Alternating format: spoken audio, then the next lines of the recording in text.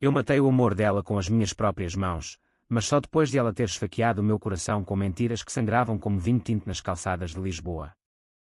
A traição não é só um ato, é uma praga que corrói a alma, e eu, que sempre acreditei na lealdade como o fado inevitável da vida, descobri que o inferno tem o sotaque dela.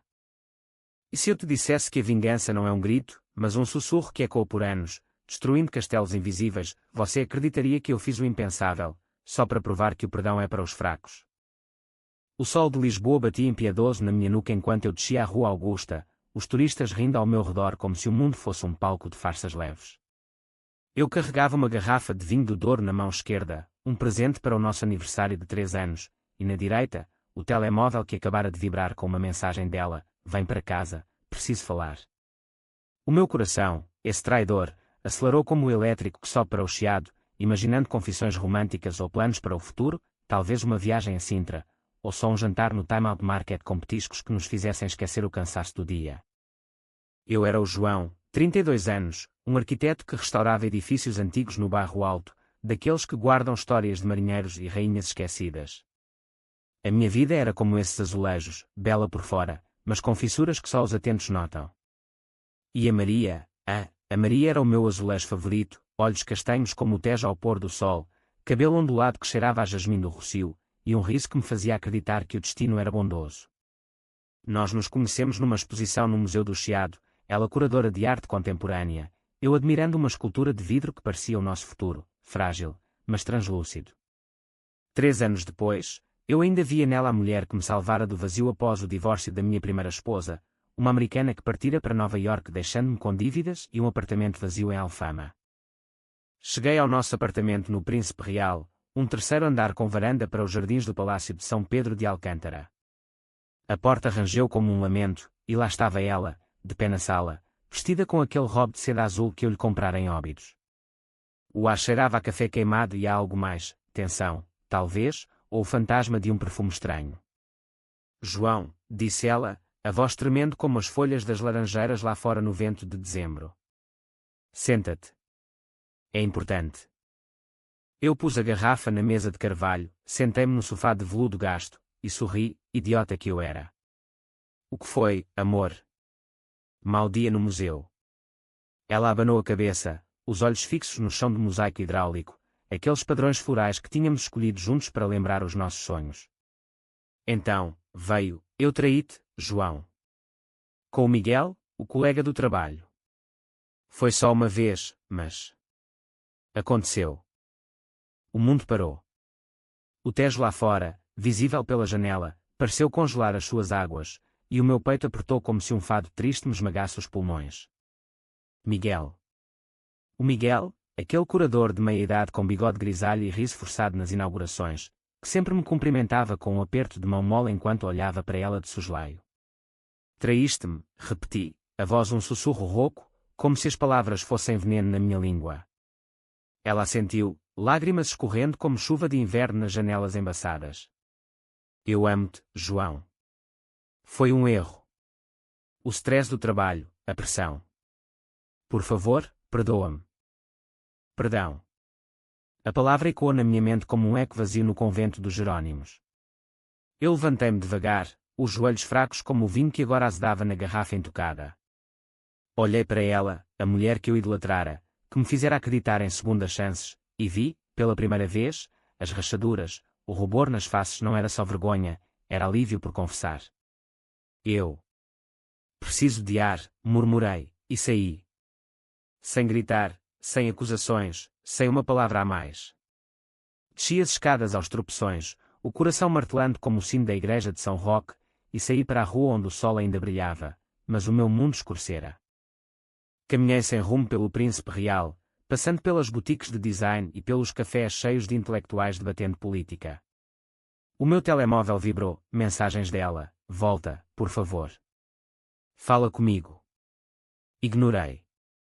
Em vez disso, entrei no jardim botânico, sentei-me num banco de pedra sob uma araucária centenária, e deixei as lágrimas virem. Não eram de tristeza pura, eram de raiva, uma raiva que borbulhava como o vinho espumante de bairrada, pronta para explodir. Como ela pudera. Eu, que lhe dera tudo, viagens a Évora, noites de fado no Senhor Vinho, o apoio nos seus projetos artísticos quando o museu a esmagava. E o Miguel? Aquele porco insignificante, casado com 2 filhas, que se gabava de coleções de arte como se fossem troféus de caça. A tarde arrastou-se em horas de tormento. Liguei para o meu melhor amigo, o Rui, um advogado em Belém que sempre me aconselhara com pragmatismo portuense. Vem para cá, homem. Bebe um copo e desabafa. Fui. O seu apartamento overlocava o mosteiro dos Jerónimos, e quando cheguei, ele já tinha aberto uma garrafa de Porto Tawny. Conta lá, disse ele, servindo-me um copo. Contei tudo, as palavras saindo engolfadas, como o Tejo em maré alta. Rui ouviu, fumando um cigarro na varanda, o fumo misturando-se ao cheiro salgado do rio. Traição é como um azulejo partido, João. Podes colar, mas a fissura fica. O que vais fazer? Não sei, respondi, o copo tremendo na mão. Mas no fundo, eu sabia.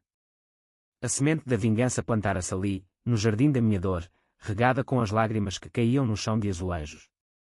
Naquela noite, dormi no sofá do Rui, sonhando com faces distorcidas, a dela, rindo com ele, a minha, transformada num monstro de sombras lisboetas.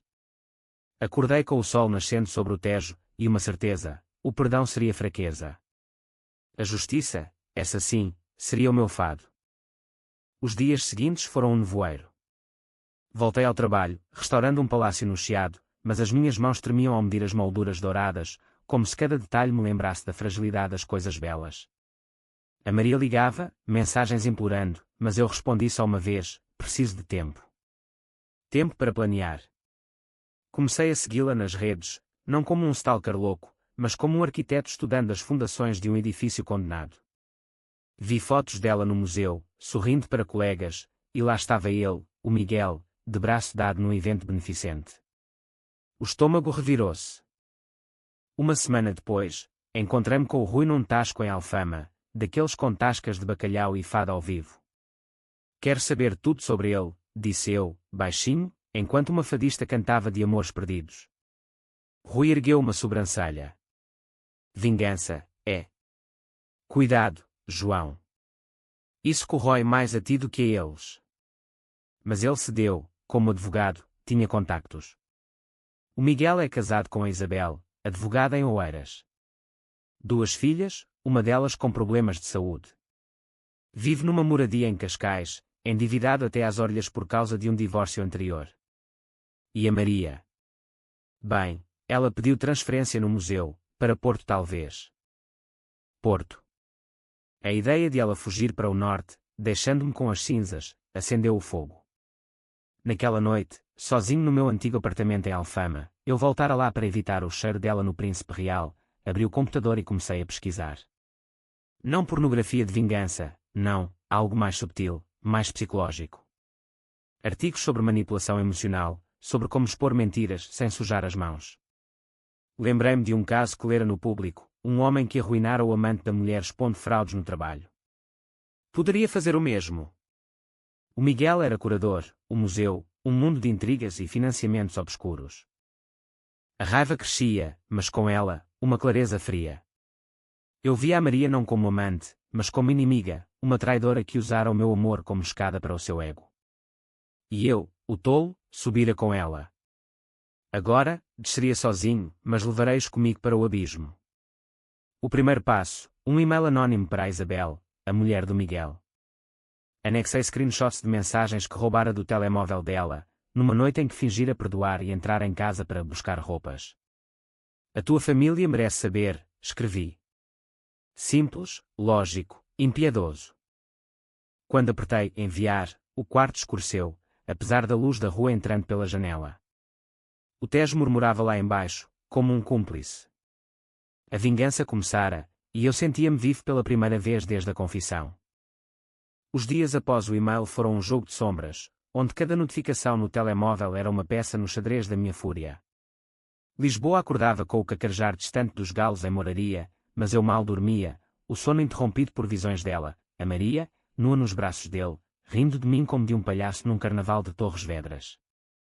Levantei-me cedo, preparei um café forte com pão de Mafra, e saí para o trabalho, o sol de janeiro filtrando-se pelas folhas das laranjeiras no terreiro do Paço.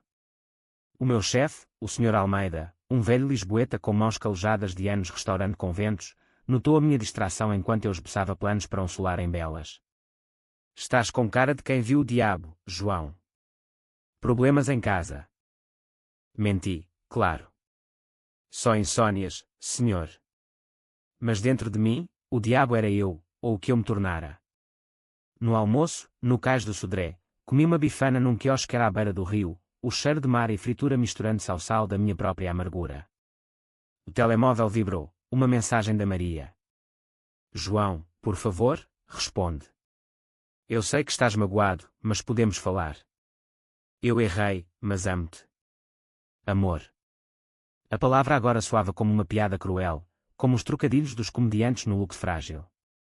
Apaguei, bloqueei o número temporariamente. Não era hora de fraqueza. O Rui ligou à tarde, enquanto eu subia a escada rolante do chiado. O e-mail surtiu efeito. A Isabel confrontou o Miguel ontem. Gritei no céu, segundo os meus contactos.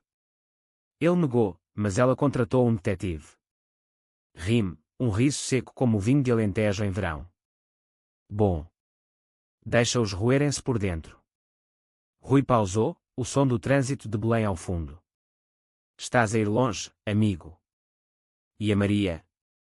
Ela pediu demissão do museu. Vai para o Porto na próxima semana. Porto. A cidade das pontes e do vinho, onde o fado se mistura com o rock dos clã. Ela fugia, como uma criminosa de um filme de Oliveira. Aquilo inflamou-me mais. Naquela noite, no meu apartamento de Alfama, com o aroma de sardinhas assadas subindo das ruas, planeei o próximo movimento. Abri o laptop, criei um perfil falso numa rede de arte, Curador Anónimo, e comecei a semear dúvidas. Post sobre intrigas no mundo da curadoria lisboeta, mencionando financiamentos duvidosos e relações que comprometem a ética. Nada direto, mas o suficiente para que os colegas dela lessem e sussurrassem. Um comentário: ouvi dizer que certo curador de bigode usa o cargo para favores pessoais. O veneno espalhava-se devagar, como o nevoeiro do Tejo em manhãs frias. 2 dias depois, um e-mail inesperado, da Isabel, a mulher do Miguel. Obrigada por me alertar. Quem quer que seja, salvou o meu casamento, ou o que resta dele. Ele confessou, chorou como uma criança. Mas diga-me, porquê? Respondi anonimamente, porque a traição destrói mais que um casamento, destrói almas. Faça-o pagar no tribunal do coração. Ela não escreveu mais, mas imaginei-a em Cascais, numa moradia com vista para o Atlântico, a olhar para as filhas e a jurar vingança própria. O Miguel, agora, era um homem marcado, rumores no museu diziam que ele fora rebaixado, os seus projetos de exposições adiados indefinidamente. Mas a Maria... ela era o alvo principal. Comecei a segui-la, não fisicamente, isso seria vulgar, mas através de amigos comuns. A Ana, a minha colega de universidade, agora galerista em Santa Apolónia, ligou-me numa tarde chuvosa. João, o que se passa com a Maria? Ela está destruída. Veio ao ateliê ontem, olhos inchados, a falar em erros irreparáveis. Perguntou por ti. Fingi surpresa. Eu? Ela que me traiu, Ana. Com o Miguel, sabias. Silêncio do outro lado, depois um suspiro. Sabia de rumores. Lamento, João. Ela diz que foi um lapso, que o stress. Stress não justifica facadas nas costas, cortei, a voz afiada como uma navalha de barbearia alfacinha. Desliguei, mas as palavras dela ecoaram, destruída. Bom. Que sentisse o primeiro gosto do abismo. Naquela noite, escrevi uma carta, não digital, mas em papel pergaminho, como os pergaminhos dos arquivos nacionais. Maria, o teu amor era uma ilusão, como os frescos falsos que restauramos. Eu sei de tudo, as noites no hotel em Alcântara, os jantares pagos com fundos do museu. Adeus. Não assinei, mas ela saberia. Envia pelo correio, de um marco postal em Benfica, longe do meu rasto. Quando a carta chegou, soube pela Ana, que me contou que a Maria desabara a lê-la, senti um arrepio de prazer culpado, como o primeiro gole de ginginha numa tasca escondida. Mas o prazer era amargo, no espelho do quarto, via um homem mais magro, olhos fundos como as grutas de Benagil. A vingança alimentava-me, mas devorava-me também. Sonhava com ela agora, não em abraços, mas em quedas, ela caindo da ponte 25 de Abril, eu assistindo impassível. Acordei suado, o sino da sé de Lisboa a bater as horas mortas. O clímax daquela semana veio no encontro casual, ou talvez não.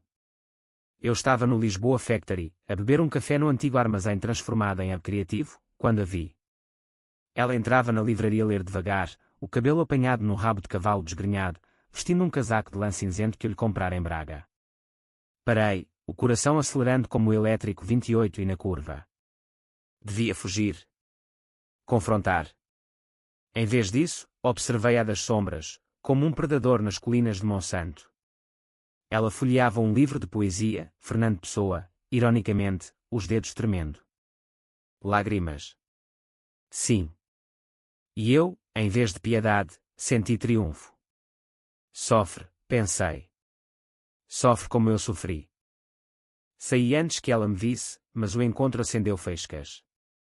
Liguei para o Rui, preciso de mais. Algo que a atinja no trabalho, no coração da sua carreira. Ele riu, nervoso. Estás a tornar-te num vilão de novela da TVI, João. Mas ok, ela vai para o Porto assumir uma exposição sobre a arte urbana. O diretor lá é o meu conhecido. Posso sugerir que investiguem o passado dela. Aceitei. A teia descia-se, fio a fio, e Lisboa, com as suas 7 colinas, parecia cúmplice nos meus segredos. No fim daquela semana, sentei-me na varanda do meu apartamento, olhando o castelo de São Jorge iluminado contra o céu estrelado. Uma garrafa de vinho verde aberta, mas intocada. A vingança era como esse vinho, fresco, ácido, e capaz de inebriar ou envenenar. Eu bebia o primeiro, mas temia o segundo. Ainda assim, prossegui. Porque, no fundo da minha alma partida, o amor traído gritava por justiça, e eu era o seu juiz, júri e carrasco. Fevereiro trouxe chuvas torrenciais a Lisboa, como se o céu chorasse as minhas próprias mágoas, transformando as ruas em rios de lodo que engoliam os saltos dos transeuntes apressados. Eu trabalhava até tarde no estúdio, desenhando fachadas para um hotel boutique em Estoril, mas a minha mente vagava para o norte, onde a Maria se instalara num apartamento alugado no Bonfim, perto da Ribeira. As mensagens da Ana confirmavam: ela está isolada, João. Recusa convites, só trabalha. Diz que perdeu tudo. Perdeu tudo? Não, eu perdera o futuro que imagináramos, casados na Capela dos Ossos em Évora, filhos correndo nos jardins de Queluz. Ela só perdera a ilusão da impunidade. O plano com o diretor do museu no Porto avançava devagar, como o Douro em cheia. O Rui sussurrara-me, ele ouviu os rumores sobre o Miguel e ela. Nada oficial, mas vão rever os contratos dela. Pode custar-lhe a promoção. Sorri ao telefone, de pé na janela do estúdio com vista para o aqueduto das águas livres. Perfeito. Que sinta o peso da ética que violou. Mas à noite, sozinho com o eco dos meus passos no apartamento vazio, a dúvida rastejava como as eras nas paredes de Alfama. Era isto a vingança? Uma série de sussurros que a isolavam, como um exílio interno. Ou era só a minha própria prisão, construída tijolo a tijolo de ressentimento? Decidi intensificar. Criei outro perfil falso, desta vez numa fórum de arte online frequentado por curadores.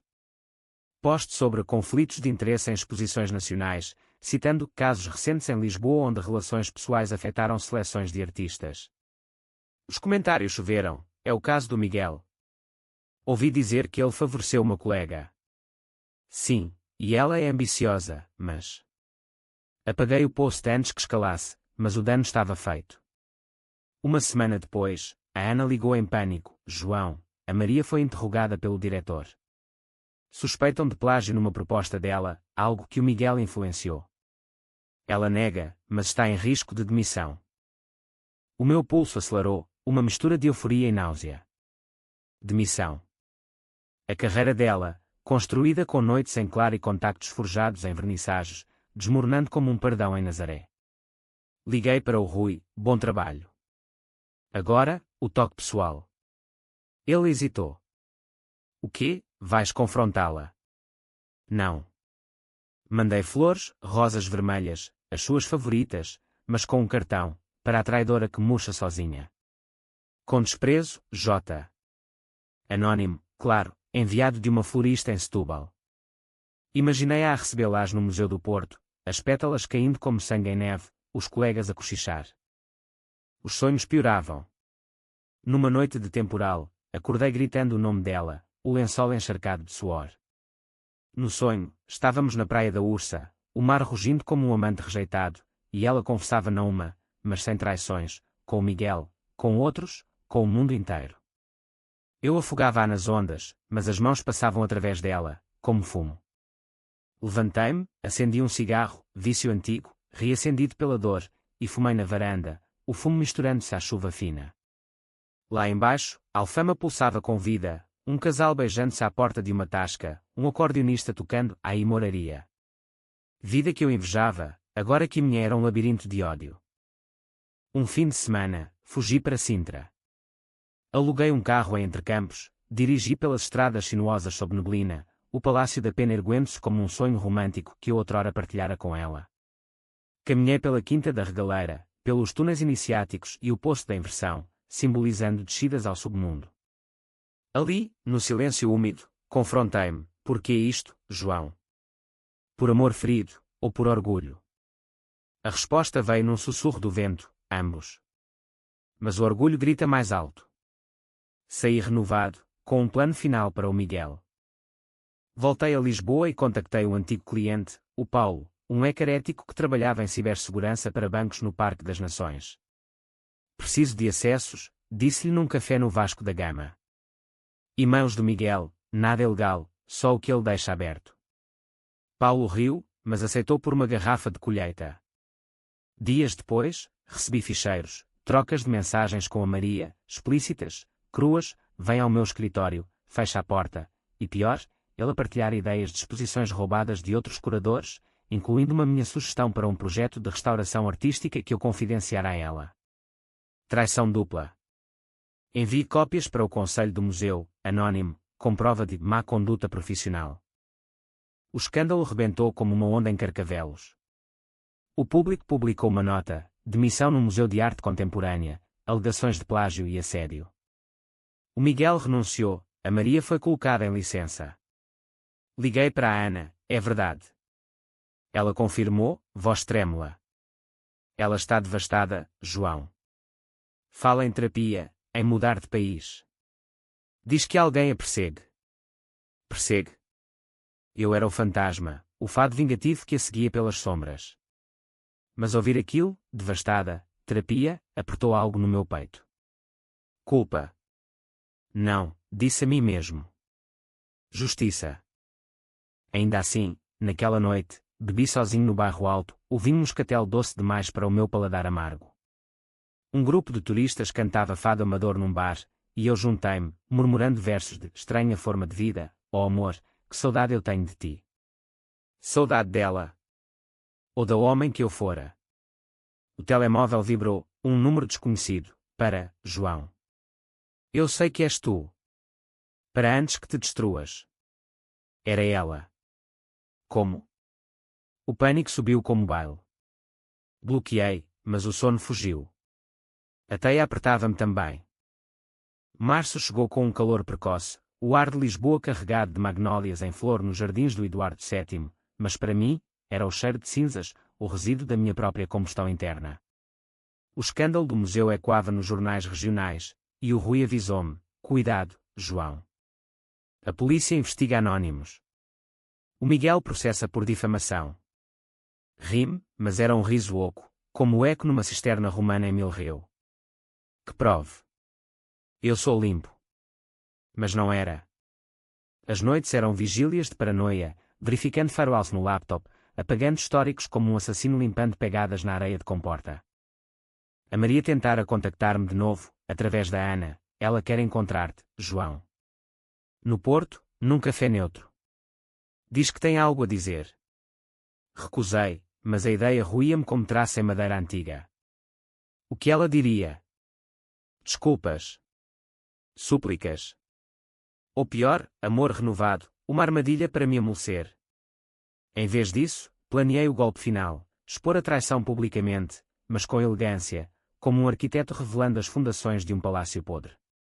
Contactei um jornalista amigo do Rui, o Tiago, do Expresso, especialista em cultura. Ouvi rumores de um triângulo no mundo da arte. Tens fontes? Envie-lhe dicas anónimas, fotos desfocadas de mensagens, nada que me ligasse. Escreve sobre o preço da ambição em curadorias. O artigo saiu numa quinta-feira, capa da secção de cultura, traição e plágio, o escândalo que abala o Museu do Porto. Detalhes subtis, nomes codificados, mas óbvios para quem sabia. A Maria era a curadora em ascensão, o Miguel, o veterano caído. O país leu, e o norte fervilhou. Recebi um e-mail dela então, não suplicante, mas furioso: és tu, não és? Destruíste tudo o que tínhamos por orgulho. Eu confessei, pedi perdão, e tu ages como um Deus vingativo. Vem ao Porto, confronta-me como homem. O desafio picou. Por um momento, imaginei-me a conduzir para lá, a gritar no rocio do Porto sob a Torre dos Clérigos. Mas não. A vingança era fria, não quente. Respondi: o perdão é para quem merece. Tu não. Dias depois, o Rui arranjou-me um encontro com um terapeuta, não para mim, mas para entender o inimigo. O Dr. Mendes, um psicólogo em Campo de Ourique com consultório cheirando a livros velhos e chá de camomila, ouviu a minha história hipotética. A traição é uma ferida narcísica, disse ele, ajustando os óculos. A vingança parece cura, mas é veneno. Pergunta a si mesmo, o que ganha com isto? Poder? Ou só mais dor? Saí dali agitado, as palavras dele como espinhos nas minhas convicções. No caminho para casa, parei no mirador da Senhora do Monte, olhei a cidade estendida como um tapete de luzes, e chorei, não por ela, mas por mim, o homem que se perdera na busca por justiça. O ápice veio numa viagem forçada. O meu chefe enviou-me ao Porto para uma consulta sobre a restauração de um convento em Vila do Conde. Aceitei, o destino zombando. Cheguei de comboio, o Douro passando como uma serpente prateada, e instalei-me num hotel na Baixa. No dia seguinte, no local de trabalho, vi a Maria, a inspecionar azulejos num claustro adjacente, contratada como freelancer para o projeto de arte. O nosso olhar cruzou-se através do pátio, e o tempo parou. Ela emagrecera, o rosto pálido como as paredes caiadas, olhos vermelhos de noites sem sono. João, murmurou, aproximando-se devagar, como se eu fosse uma bomba. Não fales, disse eu, a voz baixa, mas firme. O que queres? Ela parou a 2 metros, as mãos tremendo com um bloco de notas. Explicar. Foi um erro, sim, mas não planeado. O Miguel pressionou, eu cedi por fraqueza. Depois, odiei-me. Confessei porque te amava, amo. E tu? Tu destruíste-me. O artigo, os rumores, as flores. Porquê? A sua voz quebrou, lágrimas escorrendo como o vinho que derramara no nosso primeiro jantar. Olhei-a, e por um segundo, vi a mulher que amara, vulnerável, humana. Mas a raiva ressurgiu, quente como o sol no Douro. Porque a tua fraqueza foi a minha ruína. Eu confiava em ti, Maria. E tu pisaste isso como lixo nas ruas do Porto. Ela estendeu a mão, tocando o meu braço, um toque elétrico, como o primeiro beijo no chiado. Perdoa-me. Podemos recomeçar. Eu mudei, terapia, amigos, longe dele. Recuei, o toque queimando. Recomeçar. Com o fantasma da traição entre nós. Não. A vingança não é só punição, é libertação. Adeus. Virei-lhe as costas, saí do claustro com o coração aos saltos, o ar do norte frio nos pulmões. No hotel, desabei na cama, o quarto girando como um fado bêbado. Tinha-a confrontado, e a vitória era vazia, um troféu de pó. Na viagem de regresso, o comboio balançando, refleti. A vingança me dera poder, mas roubara a paz. O Dr. Mendes tinha razão, era veneno. Mas paramos. Não ainda. O último ato esperava, e Lisboa chamava-me de volta para o julgamento final. Abril floresceu em Lisboa com azáleas nos canteiros do Rocio, mas o meu jardim interior era um deserto de espinhos, regado com o suor das noites insones. O confronto no Porto deixara marcas, não só nela, mas em mim, como uma fissura num arco de pedra que ameaça colapso. Voltei ao trabalho com fúria redobrada, restaurando um teatro no bairro alto com mãos que tremiam menos de raiva e mais de exaustão. O Sr. Almeida notou: estás pálido, João. Toma uns dias. Recusei. Descanso era para os vivos, eu era um fantasma em perseguição. O Rui trouxe notícias amargas numa cerveja no Tatu Lisboa, o bar com paredes de grafite que ecoavam as minhas próprias cicatrizes internas. O Miguel suicidou-se. Não, espera, tentativa. Engoliu comprimidos na moradia de Cascais. A Isabela encontrou a tempo. Culpa o escândalo, claro. O copo parou ao meio caminho da boca, o gelo derretendo como as minhas certezas. Suicídio. A minha teia matar um homem. Não pode ser por mim, murmurei, mas o Rui abanou a cabeça. Indiretamente, sim. Ele perdeu o emprego, a família o ameaça de divórcio, a reputação em farrapos. Senti náusea, o cheiro de cerveja misturando-se ao pavor. Eu só queria expor, não destruir. Rui pousou a mão no meu ombro. Vingança é uma bola de neve, João. Começa pequena, acaba em avalanche.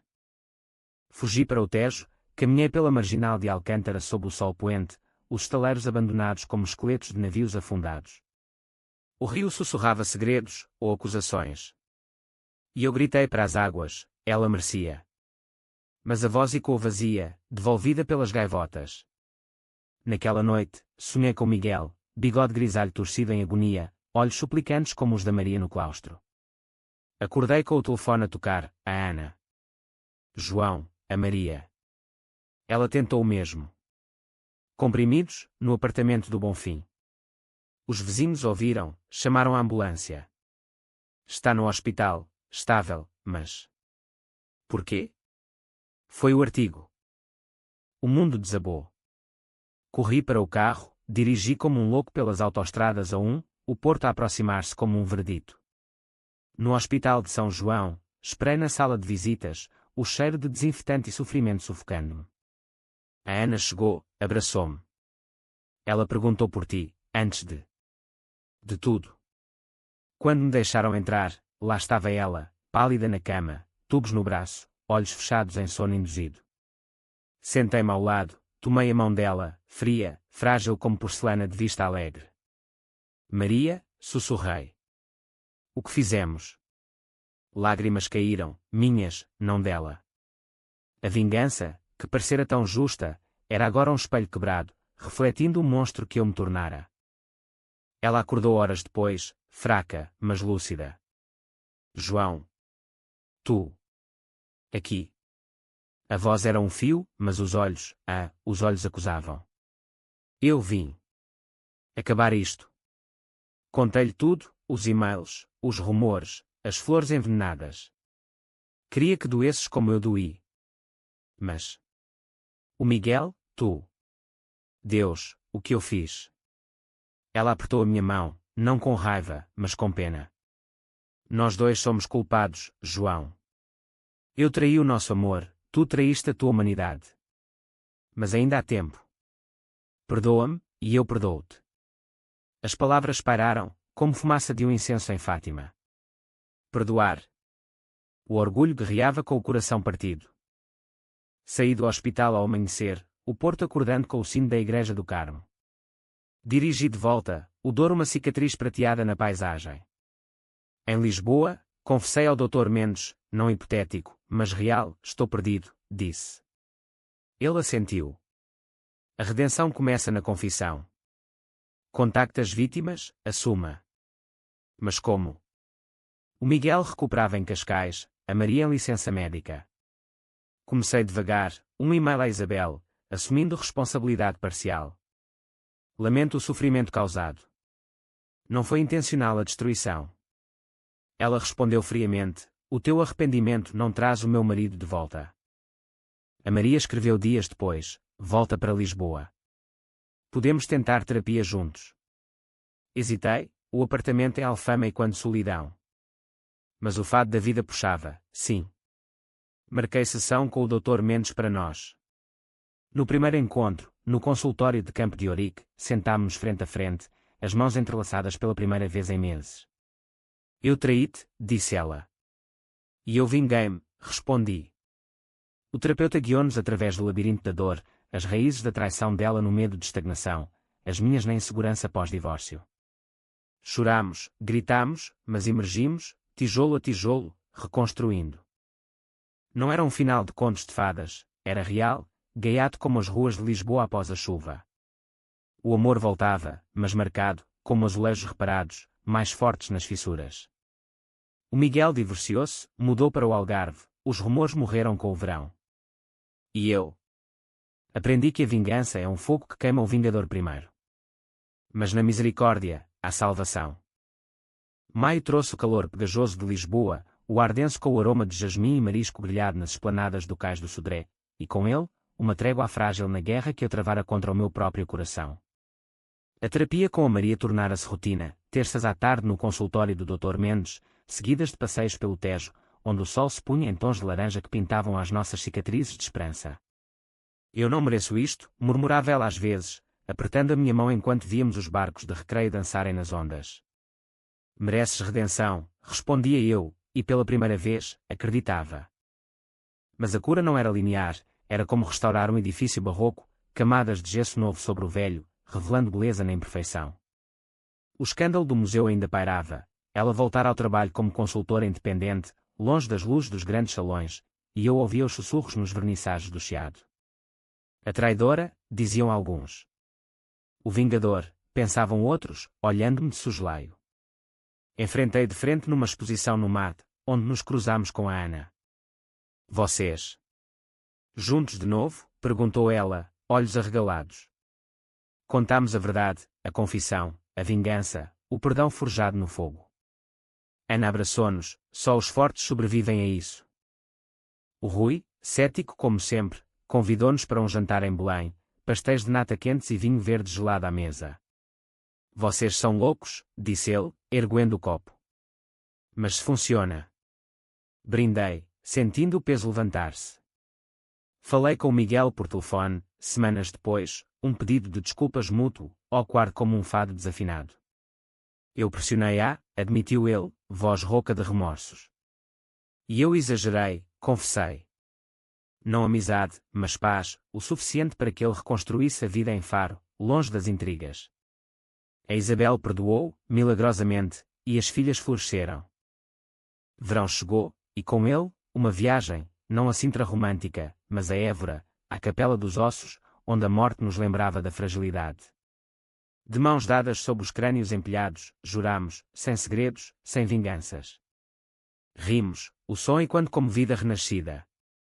De volta a Lisboa, planeámos o futuro, um filho, talvez, correndo nas praias de Cascais, uma casa maior no Lumiar, com jardim para jasmins.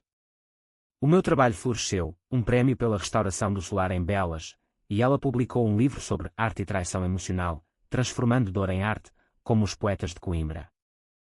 Mas a lição mais profunda veio numa noite de agosto, fado ao vivo no Senhor Vinho, a voz da Amália gravada e quando, com que voz? Sentados na penumbra, copos de ginginha na mão, olhámos um para o outro. Eu quase te perdi para sempre, disse eu. Eu quase me perdi, respondeu ela. Beijámo-nos então, lento, como o Tejo em maré baixa, saboreando o gosto salgado de sobrevivência. A vingança, que começara como um rugido, terminara em sussurro, um lembrete de que o amor verdadeiro não é imaculado, mas resiliente, como Lisboa após o terremoto, reconstruída, mais bela nas ruínas.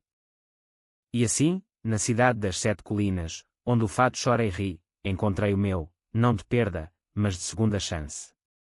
O sol nascia sobre o castelo, prometendo dias sem sombras, e eu, o homem que fugira sem uma palavra, regressei com o coração inteiro. Porque, no fim, a maior vingança é viver, plenamente, perdoado, amado.